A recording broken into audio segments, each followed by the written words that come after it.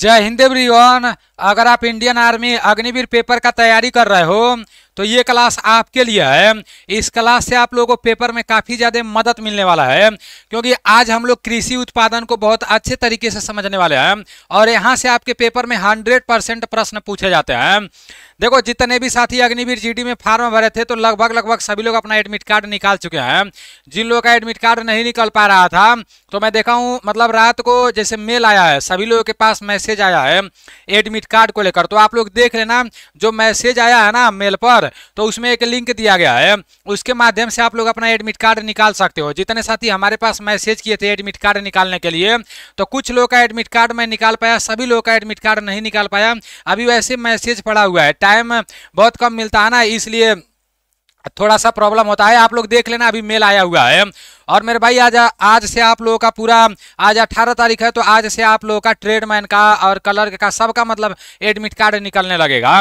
तो आप लोग अपना एडमिट कार्ड निकाल लेना, ठीक है ना। और जितने भी साथी अग्निवीर जीडी ट्रेडमैन और WMP के पेपर का तैयारी कर रहे हो तो ये मॉक टेस्ट आप लोग परचेज कर लेना ये एनडीसी क्लास एप्लीकेशन से। ये एनडीसी क्लास प्ले स्टोर पर जाना है आप लोग को, वहां पर ये एनडीसी क्लास लिखकर सर्च मारना है।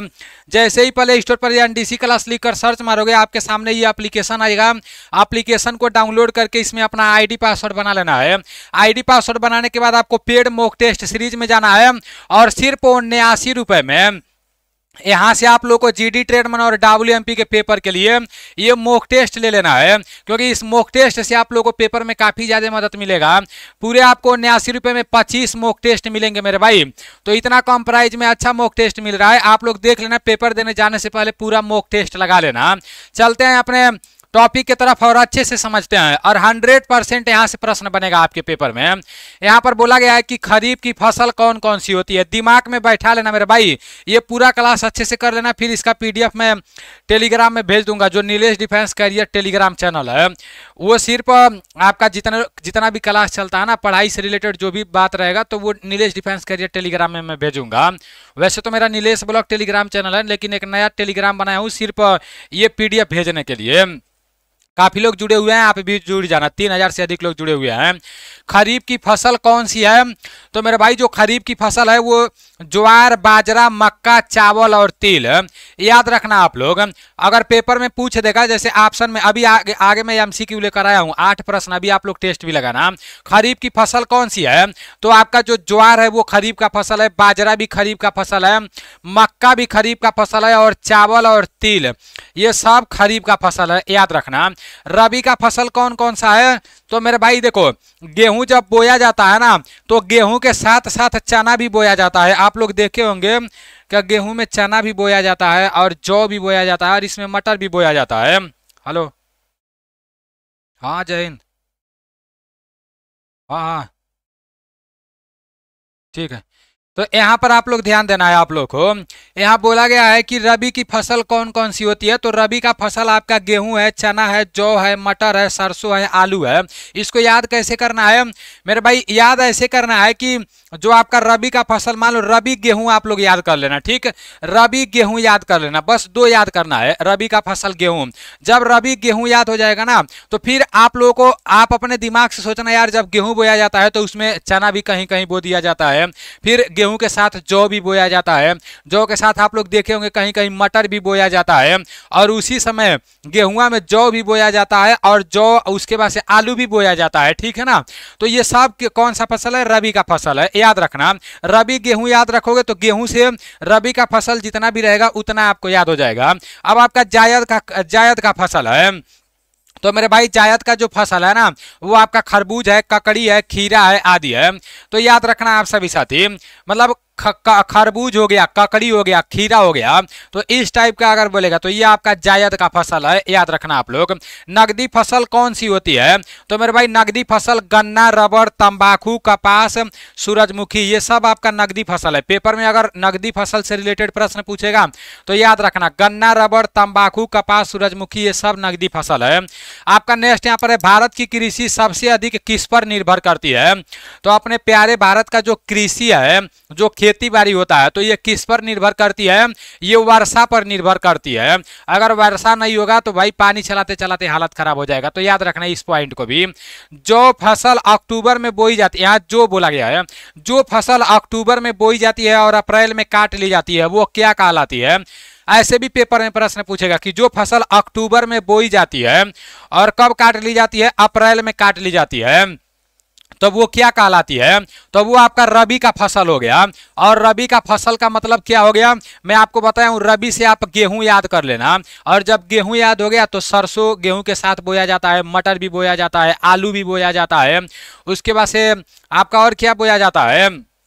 गेहूं के साथ मेरे भाई, गेहूं के साथ मटर आपका बोया जाता है। उसके बाद से फिर यहाँ पर चना भी बोया जाता है, हाँ चना भी बोया जाता है, जौ भी बोया जाता है। तो ये सब रबी का फसल हो गया। और रबी का फसल कब बोया जाता है, कब काटा जाता है, ये भी आपके पेपर में पूछा जा सकता है।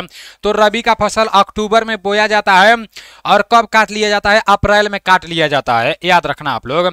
जो फसल जुलाई में बोई जाती है और अक्टूबर में काट ली जाती है वो कौन सी फसल होती है? तो वो खरीफ की फसल होती है। खरीफ का फसल में जैसे आप लोगों का चावल आ गया, मतलब जो धान आप लोग रोपते हो ना, धान जो रोपा जाता है, तो फिर वो आपका कब बोया जाता है? वो अक्टूबर, ये आपका जो है, हाँ जुलाई में बोया जाता है। अभी जून चल रहा है, अब धीरे धीरे धान का रोपाई चालू हो गया है, जुलाई तक पूरा मतलब धान रोपा जाएगा और फिर वो अक्टूबर में काट लिया जाएगा। तो मेरे भाई ये आपका खरीफ का फसल हो गया, याद रखना। पेपर में पूछ देगा कि खरीफ का फसल कब बोया जाता है, कब काटा जाता है, या ऐसे भी पेपर में पूछ देगा कि जो फसल जुलाई में बोई जाती है अक्टूबर में काट ली जाती है तो वो कौन सी फसल होती है? तो वो खरीफ की फसल होती है, याद रखना। रबी की फसल अक्टूबर में बोई जाती है, अप्रैल में काटी जाती है। आपका नेक्स्ट है कि भारत में सबसे अधिक कौन सा फसल उगाई जाती है? तो भारत में सबसे अधिक धान उगाया जाता है। भारत में सबसे अधिक क्या उगाया जाता है? धान उगाया जाता है। गेहूं तो हम लोगों के पास रहता है, हम लोगों की तरफ रहता है, लेकिन आसाम उसाम की तरफ जाओगे और दूसरे राज्य में जाओगे तो उधर ज्यादा धान बोया जाता है। आप लोग दूसरे राज्य में जब जाओगे तो भारत का सबसे अधिक खाद्यान्न उत्पादन करने वाला राज्य कौन सा है? खाद्यान्न मतलब खाने पीने वाला, ठीक है ना, पीने वाला नहीं खाने वाला। ये आपका उत्तर प्रदेश है। भारत का सबसे अधिक खाद्यान्न उत्पादन करने वाला उत्तर प्रदेश राज्य है। हरित क्रांति का जनक किसे माना जाता है? तो हरित क्रांति के जो जनक हैं वो डॉक्टर एम.एस. स्वामीनाथन को माना जाता है, भारत में अगर पूछेगा तो, ठीक है ना। अगर विश्व में बोलेगा तो वो नॉर्मन बोरलाग हो जाएगा, ये भी आप लोग याद रखना अगर विश्व में बोलेगा तो। और अगर बोलेगा कि भारत में हरित क्रांति का जनक किसे माना जाता है, तो भारत में हरित क्रांति का जनक डॉक्टर एस स्वामीनाथन को माना जाता है। हरित क्रांति की शुरुआत कब से हुआ? तो 1967 से 1968 के बीच में हरित क्रांति का शुरुआत हुआ। हरित क्रांति का प्रमुख उद्देश्य क्या था? तो हरित क्रांति का जो प्रमुख उद्देश्य है वो खाद्यान्न उत्पादन में आत्मनिर्भरता लाना था, ठीक है ना। नेक्स्ट है श्वेत क्रांति का संबंध किससे है? याद रखना, बार बार पूछा जाता है, हरित क्रांति, श्वेत क्रांति, पीली क्रांति, ये सब पूछा जाता है। तो श्वेत क्रांति का संबंध किससे है? दुग्ध उत्पादन से है। जो आपका श्वेत क्रांति है इसका संबंध दुग्ध उत्पादन से है। नीली क्रांति का संबंध किससे है? तो मत्स्य पालन से, मतलब मछली पालन से है नीली क्रांति का संबंध, आप लोग याद रखना। नेक्स्ट है गुलाबी क्रांति का संबंध किससे है? तो झींगा उत्पादन से है गुलाबी क्रांति का संबंध। गुलाबी क्रांति का संबंध किससे है? तो गुलाबी क्रांति का संबंध झींगा उत्पादन से है। गोल क्रांति का संबंध किससे है? तो गोल क्रांति का संबंध आलू उत्पादन से है। केसर का सबसे अधिक मात्रा कहां पर पाया जाता है? तो कश्मीर में। यह प्रश्न पूछा गया था आर्मी के पेपर में। अभी आप लोगों का जो भी प्रश्न था कृषि उत्पादन से रिलेटेड वो सारा प्रश्न मैं करा दिया हूं, इससे बाहर आपके पेपर में प्रश्न नहीं पूछा जाएगा। अब वन लाइनर प्रश्न है, एमसीक्यू प्रश्न है। बताओ भारत में सबसे अधिक उत्पादन किस फसल का होता है? बहुत अच्छे से मैं आपको बताया हूं कि अपने भारत में तो गेहूं सब बोया जाता है, लेकिन अदर राज्य में धान सबसे ज्यादा बोया जाता है। इसलिए ये जो आपका धान है तो ये भारत में सबसे अधिक उत्पादन वाला फसल है। है। अब ये जो धान है ना, ये भी आपको, ये आपका रबी का फसल है कि खरीफ का है? तो ये मेरे भाई खरीफ का है, मैं आपको बताया हूँ। खरीफ का फसल है धान, याद रखना। और रबी का बोलेगा तब जाकर गेहूं हो जाएगा। आपका नेक्स्ट प्रश्न यहाँ पर है, कौन सी फसल रबी मौसम में उगाई जाती है? ये रबी मौसम में उगाई जाती है ऐसे बोला गया है, तो इसका भी आपका गेहूं हो जाएगा। रबी मौसम का मतलब अक्टूबर हो गया, ठीक है ना। रबी मौसम का मतलब ऐसे पेपर में पूछ सकता है कि कौन सी फसल अक्टूबर में बोई जाती है, अप्रैल में काट ली जाती है। तो मेरे भाई अक्टूबर टू अप्रैल ये आपका क्या हो जाएगा? अब अक्टूबर में बोई जाती है, अप्रैल में काट ली जाती है, ये आपका गेहूं रहता है, जिसे हम लोग रबी का फसल बोलते हैं। तो आप लोग याद रखना। आप लोग का नेक्स्ट प्रश्न है कि कौन सी फसल खरीफ मौसम में उगाई जाती है? बस सीधा सीधा कहना है कि जो धान है वो कब उगाया जाता है। धान का सीजन चल रहा है, बताओ आप लोग कब उगाया जाता है, बताओ। और मैं धान वाला ब्लॉग भी बनाने वाला हूं अपने नीलेश के फैंस वाले यूट्यूब चैनल पर। जितने लोग नीलेश के फैंस वाले यूट्यूब चैनल से नहीं जुड़े हो, जुड़ जाना। थोड़ा गांव का देसी माहौल देखने को मिलेगा, मुंड फ्रेश रहेगा हमेशा। जब आप लोग भर्ती हो जाओगे, उधर जाओगे ना, तभी भी गाँव का देसी जो सुगंध है वो मिलता रहेगा आप लोग को। कौन सी फसल खरीफ मौसम में बोई उगाई जाती है? तो मेरे भाई खरीफ आपका धान हो जाएगा। और धान कब उगाया जाता है? अभी जून चल रहा है, मैं आपको बताया हूं ना कि जुलाई में आपका धान उगाया जाता है। और कब काट लिया जाता है? तो अक्टूबर में काट लिया जाता है।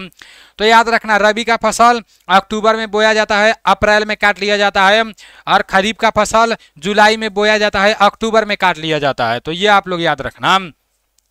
आपका नेक्स्ट प्रश्न है कि भारत में सबसे अधिक चाय का उत्पादन किस राज्य में होता है? देखो ये प्रश्न शायद मैं नहीं कराया हूं, तो ये आपका असम हो जाएगा। चाय का सबसे अधिक उत्पादन आपका असम में होता है, ये भी आपके पेपर में पूछा गया प्रश्न है। नेक्स्ट है, कौन सी फसल नकदी की फसल है? गेहूं, धान, कपास और मक्का, बताओ आप सभी साथी। तो इसमें से ये जो कपास है ये आपका नकदी का फसल है, ठीक है ना, याद रखना आप लोग। नेक्स्ट प्रश्न है, भारत में सबसे अधिक कॉफी का उत्पादन किस राज्य में होता है? बार बार ये प्रश्न भी पूछा जाता है।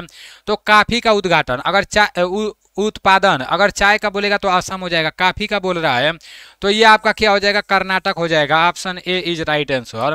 नेक्स्ट प्रश्न है कि कौन सी फसल दलहन फसल है? तो इसमें से कौन सी फसल दलहन फसल है? तो ये आपका मटर हो जाएगा, दलहन फसल है, नाम से ही लग रहा है। आपका नेक्स्ट प्रश्न है कि भारत में सबसे अधिक तिलहन का उत्पादन किस राज्य में होता है? तो मेरे भाई तिलहन का उत्पादन आपका राजस्थान में होता है, ठीक है ना। अभी आपके पूरे प्रश्न समाप्त हो गए हैं।